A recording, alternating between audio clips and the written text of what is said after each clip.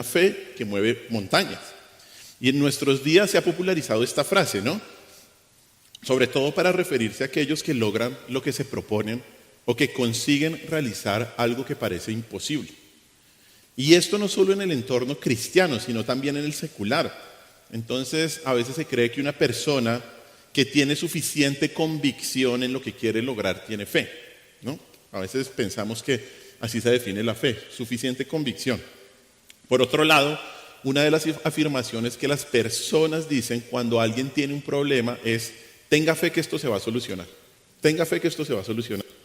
Y lo que muchos quieren decir con esto es que solo, igual que en la anterior declaración, al creer fuertemente que algo se va a solucionar, pues va a solucionar. O sea, la gente tiene fe ¿en qué? En la fe. La gente puede tener fe en la fe. Pero aquí valdría la pena preguntar: ¿será que la fe por sí sola soluciona nuestros problemas y logra lo imposible?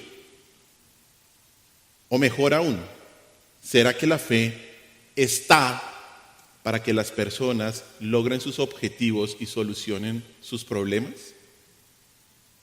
Hoy vamos a resolver estas preguntas con respecto a la fe. Y quiero dar un parte de tranquilidad, porque este tema no se trata de 3 claves para mover la montaña de tu pobreza y tengas libertad financiera. Tranquilos. O 5 pasos para que la montaña de tu enfermedad sea quitada y tengas sanidad. No.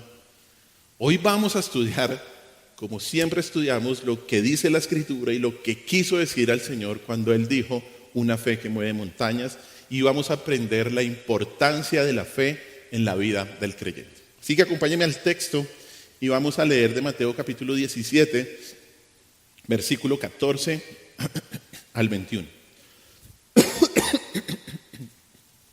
Dice así la palabra: Cuando llegaron al gentío, vino a él un hombre que se arrodilló delante de él, diciendo: Señor, ten misericordia de mi hijo, que es lunático y padece muchísimo, porque muchas veces cae en el fuego y muchas en el agua. Y lo he traído a tus discípulos, pero no le han podido sanar. Respondiendo Jesús dijo: Oh generación incrédula y perversa, ¿hasta cuándo he de estar con vosotros? ¿Hasta cuándo os he de soportar? Traédmelo acá. Y reprendió Jesús al demonio, el cual salió del muchacho, y éste quedó sano desde aquella hora. Viniendo entonces los discípulos a Jesús aparte, dijeron: ¿Por qué nosotros no pudimos echarlo fuera? Jesús les dijo: Por vuestra poca fe. Porque de cierto os digo que si tuvierais fe como un grano de mostaza, diréis a este monte: pásate de aquí allá, y se pasará, y nada os será imposible. Pero este género no sale sino con oración y ayuno. Oremos. Señor, te damos gracias por este día. Gracias por tu palabra, Señor. Gracias porque es una bendición poder, como congregación, Dios, como iglesia tuya, abrir tu palabra y buscar lo que tú quieres decir, Señor. Buscar tu mensaje, Señor. Ayúdanos siempre, como siempre te lo pedimos, Espíritu Santo, a entender tu palabra como tú la transmitiste a tus apóstoles inspirados. Ayúdanos a entender tu palabra, y no solamente para entender, que es la base de nuestra práctica, Señor, sino para eso, Señor, para poder obedecerte mejor. Ayúdanos a poder, Señor, saber de qué se trata la fe, Señor, que mueve montañas. La fe, Señor, que nos sostiene hasta el día en que nos encontremos contigo. Te alabo y te bendigo, mi Señor Jesús, y en tu nombre hemos orado. Amén. Amén. Este evento ocurre mientras que Jesús, Pedro, Jacobo y Juan descienden del monte de la transfiguración y se encuentran con los otros 9 discípulos. El versículo 14 dice: cuando ellos llegaron al gentío. Y en ese momento, cuando ellos llegaron, se encuentran con una situación difícil que estaban viviendo los otros 9 discípulos. Una situación en donde la fe de los 9 falló y por lo tanto su fe se puso a prueba. Pero esta crisis, como todas las crisis con Dios, no fue desperdiciada, sino que el Señor la utilizó como un ejemplo vivo para enseñarle a sus discípulos que con lo que se necesitaba, lo que era fundamental con respecto a la fe que los iba a sostener cuando Él ya no estuviera con ellos. Y es que, hermanos, estos versículos son muy, pero muy importantes, porque el creyente necesita saber en qué consiste la fe que lo va a sostener hasta que se encuentre con el Señor. Estos versículos, que han sido mal interpretados en muchas ocasiones, haciéndole creer a las personas algo que la fe no es ni hace, son maravillosos, porque nos dan verdades preciosas con respecto a la fe que el Señor le ha otorgado al creyente. Aquí el Señor nos presenta no una fe falsa, ni tampoco una fe barata, que se enfoca en conseguir las cosas terrenales y temporales de este mundo. No, esa es una fe falsa y barata. Pero aquí lo que el Señor sí nos muestra es la increíble naturaleza de una fe que está en armonía con la voluntad de Dios y que busca glorificarle en cualquier situación. Estos versículos nos van a enseñar 3 principios que el creyente debe conocer con respecto a la fe para ser fortalecidos en cualquier situación. 3 principios. 3 principios que el Señor nos muestra, que el Señor nos enseña y que el creyente debe aprender con respecto a la fe para ser fortalecidos en cualquier situación. Pero además de conocer estos principios, vamos a corregir ciertas malinterpretaciones con respecto a algunas algunas mentiras, falsas verdades que se piensan de estos pasajes. Entonces comencemos con el primero. El primer principio que el creyente debe conocer es la oportunidad de la fe. La oportunidad de la fe. Como vemos y como leímos, de alguna parte del gentío al que llegó Jesús, dice ahí el versículo 1, vino a él un hombre que se arrodilló delante de él. Aquí está un padre desesperado que tenía suficiente confianza para llevar a su único hijo, según Lucas, el relato paralelo al Señor Jesús. Era su único hijo.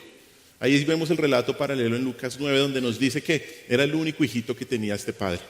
La desesperada súplica del padre muestra una increíble reverencia por Jesús, ya que lo primero que hizo al verlo fue arrodillarse delante de él.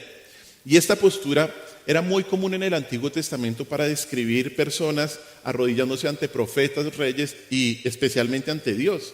Y por las palabras que se usan en este versículo, este tipo de postura pertenece a esta categoría final porque además este hombre le dice, Señor, ten misericordia. Esa palabra Señor indica un título de soberanía, de gobierno, pero además lo hace con la expresión de ten misericordia, que en el Antiguo Testamento estas 2 palabras, Señor, ten misericordia, Jehová, ten misericordia, socórreme, se usaban exclusivamente en oraciones precisamente a Dios solamente. Y se le pedían para pedir su intervención en situaciones imposibles para resolver al ser humano. De hecho, lo vimos hace algunas predicaciones en el Salmo 6 que estudiamos con respecto a la disciplina del Señor. Y ahí en el versículo 2, el salmista dice, ten misericordia de mí, oh Jehová. Por lo tanto, lo que este hombre está diciendo con esta frase es que se está refiriendo al Señor Jesús como Dios, ¿cierto? Está orando a Jesús, está dándole su petición a Jesús como usualmente alguien oraba a Dios. Y el arrodillarse no solamente va a reflejar su postura física, sino también la postura de su corazón, en reconocimiento obviamente a la autoridad, a la soberanía, al gobierno del Señor. Y la razón de la desesperada súplica de su hijo la vemos ahí en el versículo 15. Él dice, Señor, ten misericordia de mi hijo que es lunático y padece muchísimo, porque muchas veces cae en el fuego y muchas en el agua. Ese término lunático se refiere literalmente a algo relacionado con la luna y tiene la connotación de alguien trastornado y se debe a la antigua creencia que el comportamiento descrito aquí era causado por la influencia de la luna. Los detalles de la enfermedad del muchacho se amplían en los relatos no solo de Lucas, sino de Marcos. Vamos por un momento a Marcos, capítulo 9, versículo 17 al 18. Marcos, capítulo 9, versículo 17 y 18. Este es el mismo relato y además es básicamente, antes usted ve, está también el suceso de la transfiguración. Y por lo tanto esto es un relato paralelo al de Mateo. Dice Marcos capítulo 9, 17 y 18, dice así, y respondiendo uno de la multitud dijo, Maestro, traje a ti mi hijo que tiene un espíritu mudo, el cual, donde quiera que lo tomas, le sacude y echa espumarajos y cruje los dientes y se va secando, y dije a tus discípulos que lo echasen fuera y no pudiera. De hecho, si quieres salte ahí al versículo 20, y se lo trajeron, y cuando el espíritu vio a Jesús, sacudió con violencia al muchacho, quien cayendo en tierra se revolcaba echando espumarajos. Aquí vemos la connotación de este muchacho. Y este comportamiento describe una persona que tiene convulsiones repentinas. Y por eso que algunos dicen, algunos estudiosos creen que este muchacho tenía epilepsia debido a sus convulsiones, debido a lo que le sucedía, causado por la influencia demoníaca, como lo confirma Jesús más adelante en Mateo, en el versículo 18. Esto hacía que este niño, tal vez niño, hacía que de un momento a otro él se cayera en las hogueras y en los pozos abiertos de aquella época, que eran especialmente comunes. Hogueras en diferentes lugares para quemar las basuras, o también estos pozos de agua. Y era muy peligroso que este muchacho le diera un ataque y se lanzara a este tipo de lugares, ¿no? Por eso es que el padre más adelante dice que padece muchísimo, ¿no? Dice ahí en el versículo 15, y él padece muchísimo. Y ahí esa expresión describe como muy grave su estado de salud. Era una condición física gravísima, gravísima. De hecho, no había un tratamiento efectivo para la epilepsia en la antigüedad. Y este tipo de casos en los registros históricos eran considerados en ese momento totalmente incurables. Seguramente debido a estas convulsiones, el muchacho había sufrido quemaduras graves y casi se había ahogado en el agua por no controlar sus movimientos. Es probable que el padre o algún otro muchacho de la familia tuvieran que estar cerca todo el tiempo. Por lo tanto, esto no era solamente agotador para el muchacho, sino también para la familia alrededor de él, ¿no? No sabían cuándo podía venir una convulsión más. Muy posiblemente al padre ya se le habían acabado las opciones, los médicos, tal vez también el dinero, como sucede con una enfermedad, ¿no? Muchas veces empiezan o sea, los recursos financieros, emocionales, empiezan a drenarse. Y de hecho este hombre tuvo una decepción más, porque trajo a su hijo a los discípulos, ¿y qué dice el texto? Pero no lo han podido sanar. No lo han podido sanar. Nada había podido ayudar a este muchacho, tampoco al padre. Y lo que vemos en esta escena es un padre desesperado, un padre que no sabe qué hacer. Y con angustia dejó a los discípulos y se volcó hacia el mismo Jesús. Las circunstancias lo llevaron a buscar al Señor, ¿no? Y esta fue una oportunidad, ¿para qué? Para ejercer su fe en el único que podía solucionar su problema por la gran misericordia que tiene. Hermanos, ¿cuál es la oportunidad para ejercer la fe? ¿Cierto? Las crisis, las pruebas, el sufrimiento. Estos versículos nos enseñan que las aflicciones, que las pruebas, que los sufrimientos son oportunidades soberanamente planeadas por Dios para ejercer nuestra fe en Cristo. Y quiero hacerle una pregunta. ¿Quieres tener más fe?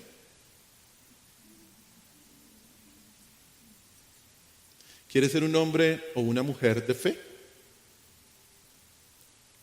Tal vez algunos le han hecho esta oración al Señor con mucha sinceridad, sin saber que estaban orando. Y el Señor en su misericordia la ha estado respondiendo. El Señor a veces permite que sus hijos sean acorralados para hacerlos crecer en fe. Y si la crisis y las pruebas son instrumentos para hacernos crecer en fe, ¿qué debemos hacer entonces, hermanos? Mire lo que dice Santiago, capítulo 1, versículos del 2 al 4. Santiago capítulo 1, versículos 2 al 4. Dice así.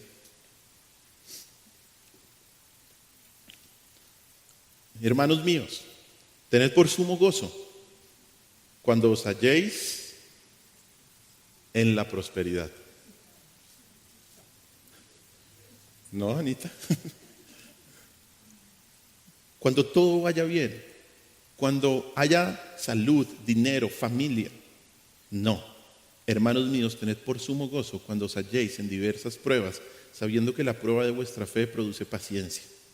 Mas tenga la paciencia su obra completa, para que seáis perfectos y cabales, sin que os falte cosa alguna. Obviamente no buscamos el sufrimiento, no buscamos ponernos, y esto no es lo que está diciendo aquí la Escritura. Tienes que buscar una aflicción, buscar una prueba, no. Pero cuando te halles en eso, ¿qué es lo que nos dice la palabra? Dice ahí, tened por sumo gozo cuando os halléis en diversas pruebas. Cuando te encuentras en medio de una crisis, la palabra te dice que debes gozarte. Porque la fe del creyente en medio de la prueba te perfecciona. Te perfecciona. Y note que Santiago, y esto es importante, note que Santiago no le ordena a los creyentes que disfruten de sus pruebas, las cuales son dolorosas y gozosas. Claro, no nos está diciendo esto. Aquí no se afirma que las pruebas traigan felicidad en sí mismas, sino que es un medio para un fin gozoso. Es un medio para un fin gozoso. En otras palabras, el gozo en las pruebas proviene de saber que el resultado será muy, pero muy bueno. Es como si durante la prueba tuviéramos una mentalidad enfocada en el resultado, porque sabemos que la prueba en manos del bondadoso y amoroso alfarero no carece de valor para la formación de nuestro carácter, hermanos. Y por eso las pruebas son oportunidades para colocar nuestra fe en Dios, para madurar en el carácter cristiano y de esa manera para crecer en fe. Las pruebas vistas con los ojos de la fe deben ser vistas como instrumentos de Dios para producir resultados beneficiosos y ser ocasiones para regocijarnos. Y aquí vienen las preguntas. ¿Has atravesado circunstancias difíciles últimamente? ¿Alguna calamidad te ha llenado el corazón de temor o de frustración, de tristeza? Mira, Dios no quiere que seas hipócrita y finjas, claramente. No. Y andes por ahí sonriente, como enseñan algunos, no, usted declare que no y diga que sí. Y esté feliz. No, Dios no quiere eso, obviamente. Pero sí quiere que confíes en Él en todas tus circunstancias, incluidas las calamidades, incluido el dolor. Quiere que aceptes el fracaso, la enfermedad y la pérdida como oportunidades para crecer en la fe y en la obediencia. Por tanto, no desprecies la prueba en la que estás. No desprecies la prueba en la que estás. No te quejes de la aflicción que soberanamente Dios está permitiendo en tu vida. No, es una oportunidad para que crezcas en fe. Pasemos al segundo punto. El segundo principio que el creyente debe conocer es el objeto de la fe. El objeto de la fe. Y vemos allí en el versículo 17 que luego que el Padre le cuenta al Señor que sus discípulos no habían podido sanar a su hijo, el Señor dice, oh generación incrédula y perversa. ¿A quién se está refiriendo al Señor? Se podría pensar que el Señor Jesús se está refiriendo al Padre porque fue el último que habló, ¿no? Pero esa palabra respondiendo, cuando dice el Señor respondiendo, en la gramática es una segunda persona en el plural, no le está respondiendo a un individuo sino a un grupo. Y muestra eso, está respondiéndole no al individuo sino a un grupo. Por lo tanto, aunque ahí había un gentío allí estaba, la lectura más natural del texto nos muestra que el Señor le está refiriendo esa respuesta a ¿quiénes? A los discípulos, exactamente, a los discípulos que no pudieron sanar al muchacho. ¿Y por qué el Señor los llama a ellos generación incrédula y perversa? Se cree que estas palabras, o no se cree, sino más bien estas palabras son tomadas de Deuteronomio capítulo 32. Vamos ahí, por favor, Deuteronomio capítulo 32. Dice Deuteronomio capítulo 32, versículos el 5 y el versículo 20. Dice así, Deuteronomio 32, 5. En primer lugar dice, la corrupción no es suya, de sus hijos es la mancha, generación torcida y perversa. Generación torcida y perversa. Y más adelante en el versículo 20 dice, y dijo, esconderé de ellos mi rostro, veré cuál será su fin, porque son una generación perversa, hijos infieles. La afirmación generación perversa es una cita de Deuteronomio 32:5 y la de generación incrédula alude al versículo 20. El contexto de este capítulo, si usted lo mira antes en algunas Biblias que tienen títulos, es el canto de Moisés que tiene como tema central la rebeldía de Israel, la rebeldía del pueblo de Israel. Está en este contexto, es esto, la rebeldía y la incredulidad de la primera generación del pueblo de Israel. Deuteronomio se escribe para la segunda generación de israelitas. Ellos estaban a punto de entrar y necesitaban conocer en qué habían fallado sus padres. Y el Señor aquí les dice en el canto de Moisés que ellos fueron una generación incrédula y perversa porque no le creyeron a él cuando salieron de Egipto y pasaron por el desierto. De hecho, la palabra incrédula obviamente hace referencia a una falta de fe, de confianza en Dios para cumplir sus planes. Y esa palabra perversa es bien interesante porque tiene la idea de tergiversación, de algo torcido. El término se usaba para describir una pieza de cerámica que un artesano había deformado. Eso era algo perverso. Esto quiere decir que cualquier individuo que no confía de una manera auténtica en Dios, de una confianza clara en el Señor, tiene un concepto distorsionado de Él y de su voluntad. Y cuando el Señor le dice a los discípulos, incrédulos y perversos, les está diciendo que son como aquella generación de israelitas que vieron los increíbles milagros en Egipto y en el desierto, y aún así decidieron no creer y distorsionar a Dios y a su voluntad. Por eso el Señor les dice, ¿hasta cuándo he de estar con vosotros? ¿Hasta cuándo se he de soportar? También esto es una declaración de Números capítulo 14, que es una declaración de Moisés hablando a la necedad y a la rebeldía del pueblo de Israel. Y estas preguntas, ¿hasta cuándo he de estar con vosotros? ¿Hasta cuándo se he de soportar? Indican la decepción, indican el cansancio del Señor una vez más al ver la poca fe de los discípulos. Luego el Señor, cuando exhorta a sus discípulos, luego pasa y le dice a las personas, tráiganme al muchacho. Mire una vez más lo que dice ahí versículo 18. Dice, ¿hasta cuándo he de estar con vosotros? ¿Hasta cuándo se he de soportar? Traédmelo acá, traédmelo acá. Y lo traen ahí, el Señor reprende al demonio, este sale y el muchacho ¿qué? ¿Queda sano? Dice ahí el texto, desde aquella hora. Inmediatamente. Aquí no solamente vemos la gran autoridad del Señor Jesús sobre los demonios, sino que también el muchacho fue curado instantáneamente. Nunca más le volvió a dar ningún tipo de ataque. ¿Usted se imagina? Aquel muchacho que debía ser vigilado, que seguramente en ocasiones tenía que ser encerrado en su casa porque no había nadie que lo cuidara y si salía se podía hacer daño, el Señor le dio libertad instantánea y total. Ahora ya podía jugar con los demás niños sin temor a que se hiciera daño. ¿Se imagina la alegría del padre al ver a su hijo sano de una enfermedad tan grave? Y si yo me alegro cuando mis hijos se recuperan de la tos, imagínense. Solo Cristo pudo sanarlo. Solo Cristo, quien es la fuente y el objeto mismo de la fe, pudo sanar a este muchacho de lo que se pensaba que era imposible.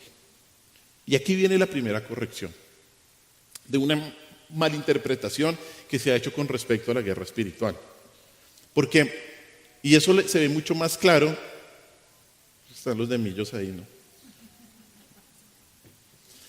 Durante el ministerio terrenal del Señor Jesús, vemos que hay una fuerte explosión de ataques demoníacos a nuestro Señor, ¿no? Ellos lanzaron un ataque frontal contra Él.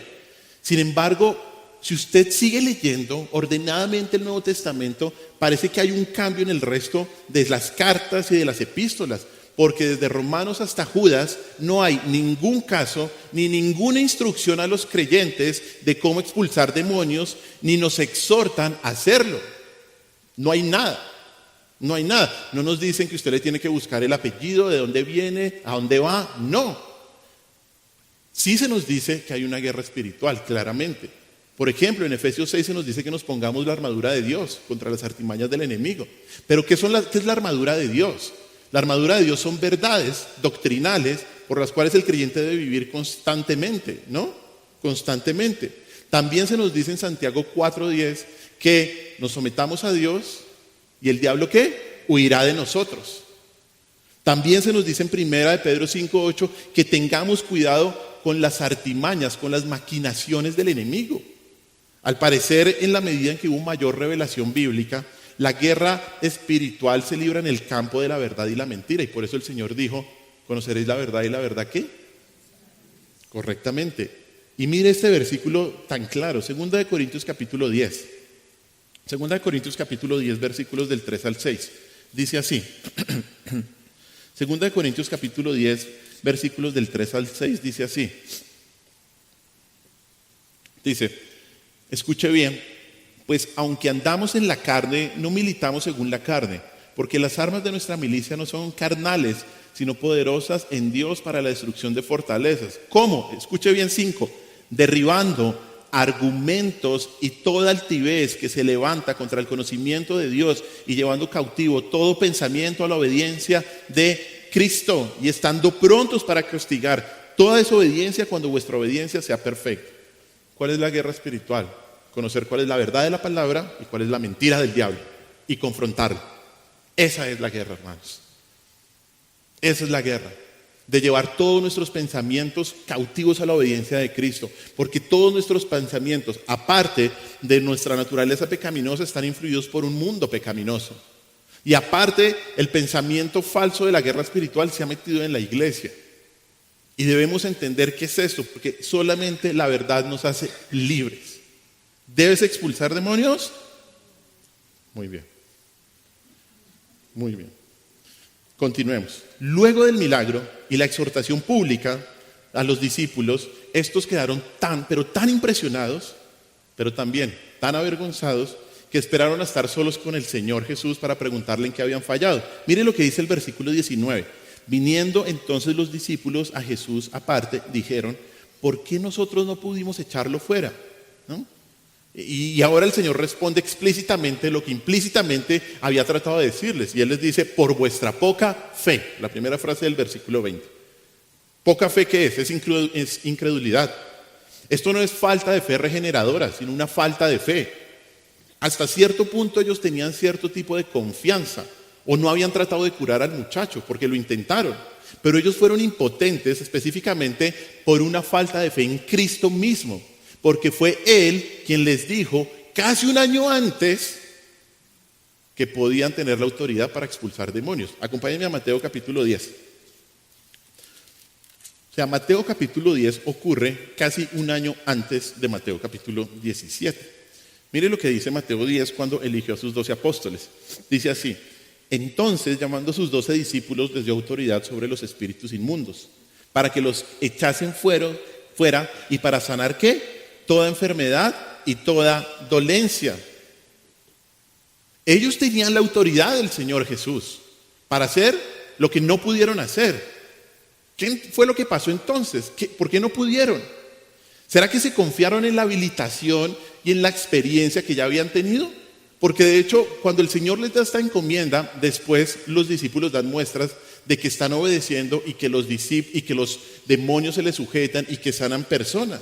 Pero debemos preguntarnos esto: ¿será que hubo algo de orgullo y creyeron que podía realizar la sanidad por ellos mismos?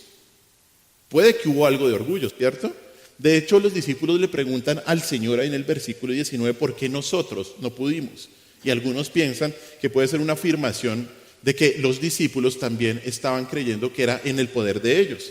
Pero tal vez hay otra explicación de su fracaso, y lo vemos en el registro bíblico, porque esta no era la primera vez que los discípulos demostraban una falta de fe. Esta no era la primera vez que los discípulos demostraban una poca fe. Y vamos a verlo rápidamente en el versículo bíblico. Mire Mateo capítulo 6. Mateo capítulo 6. Y aquí es bueno tener una Biblia manual. Es más rápido. No estoy diciendo nada. Bueno, miren lo que dice Mateo capítulo 6, versículo 30. Mateo 6, capítulo 30 dice así. Dice: y si la hierba del campo que hoy es y mañana se echa en el horno, Dios la viste así, ¿no hará mucho más a vosotros, hombres de poca fe? ¿Qué nos muestra esto? Que la poca fe resulta en dudas acerca de Dios para proveer para las necesidades de la vida que debemos suplir, ¿no? Y esas necesidades producen ansiedad. Mire otro, capítulo 8, versículo 26. Capítulo 8, versículo 26 dice así: Él les dijo: ¿por qué teméis, hombres de poca fe? Entonces levantándose reprendió a los vientos y al mar y se hizo grande bonanza. Aquí vemos que la poca fe causó que los discípulos tuvieran miedo por sus vidas durante una tormenta violenta. A pesar de que Jesús estaba con ellos, eso produjo su poca fe. Mire más adelante, capítulo 14, versículo 31. Capítulo 14, versículo 31. Dice así: al momento Jesús extendió la mano hacia de él y le dijo: hombre de poca fe, ¿por qué dudaste? ¿A quién le está hablando ahí? A Pedro, ¿se acuerda? La poca fe causó que Pedro tuviera miedo al viento. y así no confiara más en Cristo para caminar sobre el agua. Y mire un último suceso, Mateo capítulo 16, versículo 8, dice así: y entendiéndolo Jesús les dijo: ¿por qué pensáis dentro de vosotros, hombres de poca fe, que no tenéis pan? Aquí la poca fe causó que los discípulos no creyeran que Cristo pudiera alimentar a la multitud por segunda vez. ¿Qué nos muestran todos estos incidentes? Esto lo que nos está mostrando es que la poca fe surge cuando las circunstancias se hacen inciertas y amenazantes. La poca fe surge cuando las circunstancias se hacen inciertas y amenazantes. Recordemos que se creía que lo que le pasaba al muchacho era un mal incurable. Y en el relato de Lucas, ya lo vamos a mirar, a pesar de que el Señor ya había expulsado demonios en el pasado, las multitudes se admiran por haber sanado a este muchacho. Miren rápidamente Lucas capítulo 9, versículo 42 al 43. Lucas capítulo 9, versículo 42 al 43, dice así: y mientras se acercaba el muchacho, versículo 42, el demonio le derribó y le sacudió con violencia. Pero Jesús reprendió al espíritu inmundo y sanó al muchacho y se lo devolvió a su padre. Y todos se admiraban de la grandeza de Dios. O sea, como que el Señor ya había expulsado demonios, pero ahora este caso, y la gente se admira. Todo esto nos muestra que esto era un caso obviamente diferente al de los demás, particular, complicado a los ojos del mundo, ¿no? Y seguramente al ver los discípulos un caso tan difícil, se pudieron llenar de incertidumbre y miedo. Y se les olvidó que no eran ellos la fuente del poder, no eran ellos la fuente del milagro, no eran ellos el objeto de la fe, sino que era el poder de Cristo por el cual podían realizar los milagros. Era Cristo mismo el objeto de la fe. Era Cristo mismo quien los habilitaba para realizar lo que hicieron, y no importaba si el caso era muy difícil o muy complicado a los ojos de los hombres. No. Y hermanos, una vez más la palabra nos examina. No somos muy diferentes a los discípulos. Porque cuando las cosas están yendo bien y todo parece bajo control, es fácil confiar en el Señor, ¿no? Pero es cuando las cosas nos parecen difíciles que muchas veces somos hombres y mujeres de poca fe. Y es ahí donde nos damos cuenta que nuestra fe está puesta en nosotros y no en Cristo. Lo que importa con la fe es dónde la depositamos. Lo que importa con la fe es dónde la colocamos. A veces depositamos nuestra fe, como hablamos, en la fe misma, o en nosotros en lugar de Dios. Y cuando los creyentes descansan sobre sus propias capacidades personales, fracasan al no recordar que el objeto de nuestra fe no somos nosotros mismos.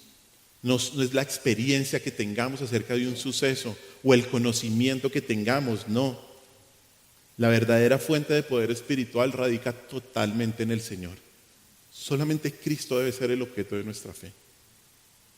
La mayoría de los cristianos admiten que con frecuencia su fe es débil. A menudo intentan generar su fuerza desde dentro de sus propios corazones, ¿no? Y esto es un error, porque la fe solo puede crecer al acercarse al Señor y su palabra. La fe solo puede crecer al acercarse al Señor y su palabra. De la manera como llegamos a la salvación, de esa misma manera andamos. La fe viene por el oír, y el oír ¿qué? La palabra de Dios, y eso aplica también en nuestra santificación constante. La fe solo puede crecer al acercarse al Señor y su palabra. La fe verdadera no es fe en la fe, no es fe en uno mismo. Es fe en Dios, es fe en Cristo. La fe solo tiene tanto poder como el objeto en donde está puesta. Solo tiene tanto poder como el objeto en el que está puesta. No es la fe en sí lo que obra, sino Dios que obra a través de la fe. Si deseas que tu fe sea fuerte, no la deposites en la magnitud, la cantidad o la fuerza de tus propias convicciones. No, deposita tu fe en Cristo y permanece arraigado a su palabra. Solo así vas a ser un hombre y una mujer de fe. Pasemos al segundo punto. El tercero. Muy bien, están poniendo atención. El tercer principio que el creyente debe conocer es el poder de la fe. El poder de la fe. Miren lo que dice el versículo 20. Primero Jesús les dijo, por vuestra poca fe. Ahí da la razón. Y después dice, Porque de cierto os digo que si tuviereis fe como un grano de mostaza, diréis a este monte, pásate de aquí y allá y se pasará y nada os será imposible. Nada os será imposible. Como vimos, recuerdan, no sé si recuerden, Mateo capítulo 13, cuando pasamos por ahí hace algún tiempo, una de las cosas más pequeñas e imperceptibles es que el grano de mostaza. Esta era considerada en aquella época, en aquella región, como la más pequeña de todas las semillas. Jesús parece aquí contradecirse un poco, ¿no? Obviamente no, porque reprende primero a los discípulos por tener poca fe y luego les dice que incluso la fe más pequeña puede mover montañas. Pero recordemos que el Señor dejó en claro en aquella parábola que la semilla no representa pequeñez como tal, sino más bien pequeñez que crece hasta convertirse en un árbol grande. El énfasis radica en el pequeñísimo tamaño de la fe y en su poder para convertirse en una planta de gran altura. Por lo tanto, la fe como un grano de mostaza es fe persistente, es fe que persevera, sigue creciendo y se vuelve productiva porque nunca, pero nunca se da por vencida. Y esto se comprueba porque al tener este tipo de fe en Cristo, entonces el texto que nos dice, diréis a este monte, pásate de aquí y allá y este se pasará. Esta expresión de diréis a este monte, pásate, esta expresión o similares como mover montañas, era muy común en aquella época para describir cuando se conseguía algo que parecía imposible. La expresión era una figura retórica común en esa época que representaba la capacidad de superar grandes obstáculos. Jesús no estaba literalmente hablando de mover un monte, no. Ni los discípulos ni el Señor realizaron esa hazaña, nunca. Jesús estaba hablando en sentido figurado, acerca de dificultades del tamaño de montañas, como la que los 9 discípulos acababan de experimentar al no poder curar al muchacho endemoniado. La frase final, nada os será imposible, lo comprueba. Aquí confirma el sentido metafórico. Y aquí viene nuestra segunda corrección. Y es que esta frase es condicional. Muy importante. No se me distraiga, por favor. Esta frase es condicional. ¿Por qué? Porque esta frase es válida solo dentro del marco de la voluntad de Dios. ¿Listo? Esta frase solo es válida dentro del marco de la voluntad de Dios. Para los discípulos era la voluntad de Cristo ¿qué? Sanar la enfermedad, expulsar al demonio. Y por eso el Señor los empoderó para cumplir esa misión. Para ellos, mover montañas se refería a expulsar demonios poderosos como el que les acababa de acontecer. Además, el Señor le está hablando aquí específicamente, escúcheme bien, y particularmente a ¿quiénes? A los apóstoles, que fueron exclusivamente empoderados para esa labor. Y esto también es muy importante entenderlo, hermanos, y es un principio de interpretación. Es muy importante interpretar correctamente, porque ni Mateo, ni Jesús, ni ningún otro apóstol dan algún tipo de indicación de que este poder se le ha conferido a todos los creyentes en todos los tiempos. Recordemos, como hemos visto en Mateo, que la capacidad de hacer milagros y señales fueron dados con el propósito de ¿qué? De certificar el mensaje y al mensajero, y que el mensaje y el mensajero venía de Dios. Por eso recuerda en Mateo que muchas veces hemos visto que el Señor exhortaba a las personas por su incredulidad, porque a pesar de ver lo que el Señor hacía, la gente no creía en Él. El obrar milagros del Señor certificaba que Él era el Mesías. De la misma manera, el Señor le dio este poder solamente a los apóstoles para que certificaran que los apóstoles venían de Jesús y que su mensaje era verdadero. Mire lo que dice 2 Corintios capítulo 12, versículo 12.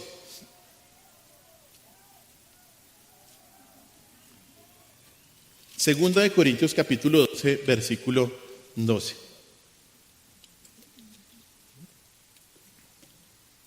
Dice así: con todo, las señales de apóstol han sido hechas entre vosotros en toda paciencia. ¿Por qué? Por señales, prodigios y milagros. Ahí en el apóstol Pablo él está defendiendo su apostolado y dice: yo soy un apóstol, ¿por qué? Porque lo he mostrado a través de las señales, prodigios y milagros. Bueno, cuando Dios comenzó a inspirar a los apóstoles para escribir su palabra, la iglesia, las cartas del Nuevo Testamento, los evangelios, por lo tanto, ya no serían necesarios los dones milagrosos y las señales. ¿Por qué? Porque tenemos el mensaje inspirado y verdadero de Dios en su escritura. ¿Me explico? Por lo tanto, así como para los 12, la voluntad de Dios era mover montañas al sanar los enfermos, expulsar demonios. Para el cristiano, mover montañas es cumplir la voluntad de Dios en cualquier situación, por difícil que parezca. Claro. Para el cristiano, mover montañas es cumplir la voluntad de Dios en cualquier situación, por difícil que parezca. Y aquí va la tercera corrección, versículo 21. Versículo 21 dice así: pero este género no sale sino con oración y ayuno. Aquí debemos decir que este es un versículo que no es parte del manuscrito original de Mateo. Este fue un versículo que fue añadido por los escribas en la medida que se hacían copias del Evangelio. Bueno, no se angustie, déjeme explicarlo. Miren, no tenemos los manuscritos originales de la Escritura, pero a la medida que se fueron escribiendo más y más manuscritos antiguos de la palabra de Dios, comparan estas copias, se pueden ver estas inconsistencias. Bueno, porque no tenemos los escritos originales. Entonces, ¿qué hace la crítica textual? Esto es la rama de la teología que estudia esto. Mira todas las copias que hay y por eso es que tenemos y podemos decir que es fiable nuestro texto de la Escritura. Es totalmente fiable. ¿Sabe cuántas copias tenemos solo del Nuevo Testamento en griego? 5.800 copias. Y traducciones después del griego son más o menos 24.000 copias. Por eso estas inconsistencias son menos del 1%. O sea, tenemos un texto y algunos dicen más fiable que el 99%, más del 99%. Y estos errores incluyen errores ortográficos, variaciones en el orden de las palabras o cambios sutiles, pero no afectan a la doctrina. El mensaje de la palabra ha sido preservado con altísima precisión, pero particularmente, y porque yo estoy parado acá, debo decirles esto. Versículo 21, no aparece en los mejores manuscritos. Y en este caso, aunque este versículo sí aparece en aparece en Marcos, no aparece en Mateo. De hecho, mire Marcos 9:29. Vaya a Marcos 9:29. Y aquí va otra aclaración. Marcos 9:29. Respondiendo Jesús y dijo, estoy en Marcos 10. Marcos 9:29 dice así: y les dijo, este género con nada puede salir, sino con oración y ayuno. En Marcos vemos que el Señor lo dijo, ¿no? Pero hay que hacer otra aclaración. Esa palabra y ayuno sí no está en ningún manuscrito. En ningún manuscrito. Por lo tanto, ¿qué podemos concluir? Que lo que dijo el Señor fue, este género sale ¿con qué? Con oración. Muy bien, ¿cierto? Y de hecho esto es comprobable en el resto de la Escritura, porque contrario al Señor, ni el Señor ni los apóstoles en las cartas hablan del ayuno como un mandamiento o un requisito para obtener algo. El ayuno no está en la palabra del Señor para que usted tiene que ayunar, que usted puede conseguir algo, que usted puede tener esto y esto otro, como en algunos lugares se enseña. No, de hecho el contexto del ayuno es un contexto del Antiguo Testamento y siempre se presenta en una situación de arrepentimiento. Usted lee el Antiguo Testamento y cuando ayunaban, cuando venía una exhortación por el pecado, era una muestra de arrepentimiento. Entonces, esa palabra ayuno sí no debería estar ahí. De hecho, en algunas Biblias no sale esto, o la ponen en paréntesis. La ponen en paréntesis en algunas Biblias. Pero, contrario al ayuno, sí vemos que la oración no solo es un mandato, sino que la oración debe ir acompañada ¿de qué? De fe. Eso lo vemos constantemente en la Escritura. Miren lo que dice Mateo capítulo 21, versículo 22. Mateo capítulo 21, versículo 22 dice así. Dice así, y todo lo que pidierais en oración creyendo que lo recibiréis, ¿cierto? Y primera de Juan 5:4 dice, no vamos a ir ahí, y esta es la confianza que tenemos, que si pedimos alguna cosa conforme a su voluntad, Él nos oye. Por lo tanto, cuando el Señor dice en esta ocasión que este género no sale sino con oración, se refiere a que este tipo de casos requieren de oración. ¿Por qué? Porque la oración es un medio de gracia que fortalece nuestra fe. Eso es lo que es la oración. Los discípulos debieron orar más para enfrentar esta situación y así haber tenido la fe para hacer lo que Cristo les había encomendado. Y es que, hermanos, la fe necesita de una vida de oración para crecer, para mantenerse fuerte. La fe necesita una vida de oración para crecer y mantenerse fuerte. ¿Está orando? ¿Cómo está su vida de oración? ¿Ah? Ahí puede ser una razón. ¿No? El Señor nos ha dado en la oración un medio de gracia para ser fortalecidos cuando nos enfrentamos a situaciones que nos sobrepasan. Y necesitamos fe para permanecer firmes. Es en la oración donde la fe crece, porque es en la comunión con el Dios vivo que la fe se alimenta, hermanos. Y recuerde siempre, la oración no es para lograr lo que usted quiere, sino para alinearse con la voluntad de Dios. Y por eso la fe crece en la oración.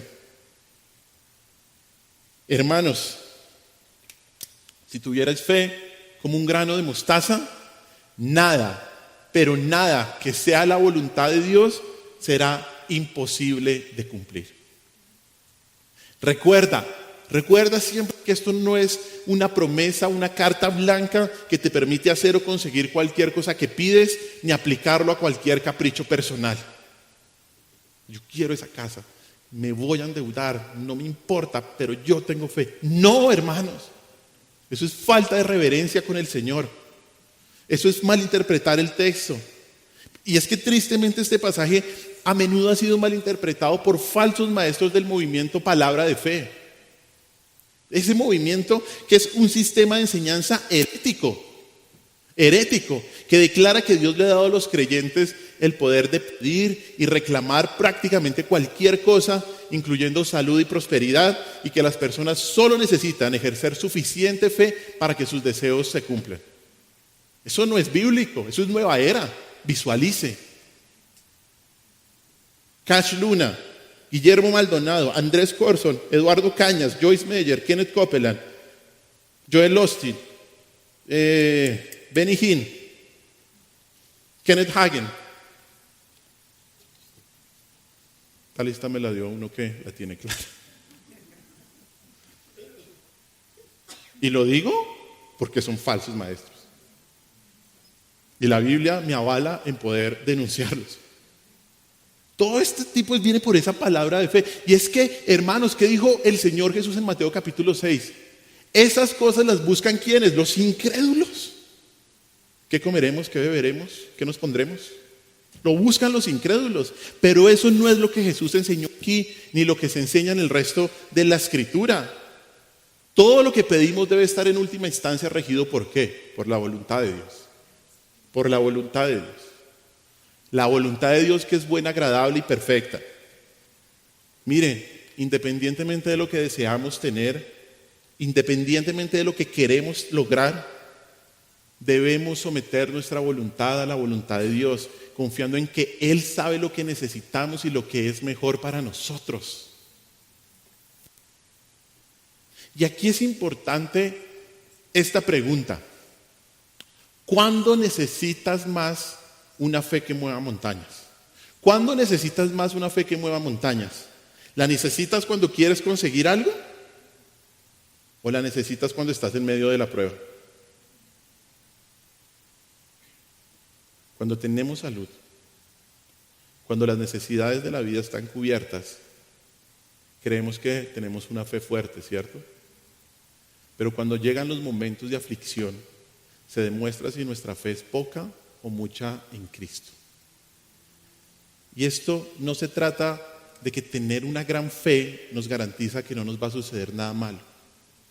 Todo lo contrario.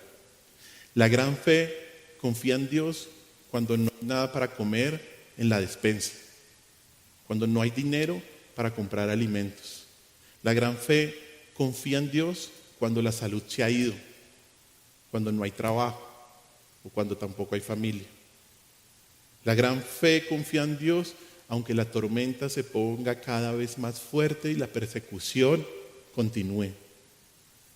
La verdadera fe confía en la providencia de Dios donde quiera que ésta me lleve. Esa es una fe que mueve montañas. La verdadera fe tiene tal confianza en Dios que convierte los caminos más tortuosos en caminos llanos y las noches más oscuras en días soleados. No porque la situación cambie, sino porque sabemos a quién tenemos a nuestro lado. La fe de montañas dice, como dijo Job, he aquí, aunque él me matare, en él esperaré. Esa es la expresión más sublime de fe. ¿Quieres ser un hombre y una mujer de fe? Amén. Amén. Amén, iglesia. Que venga lo que venga. Que venga lo que venga. No desaproveches las pruebas. Entiende que el objeto de tu fe tiene que ser Cristo siempre. Y que el poder de la fe es cumplir la voluntad de Dios en cualquier circunstancia. Esa es la fe. Esa es la fe. Oremos.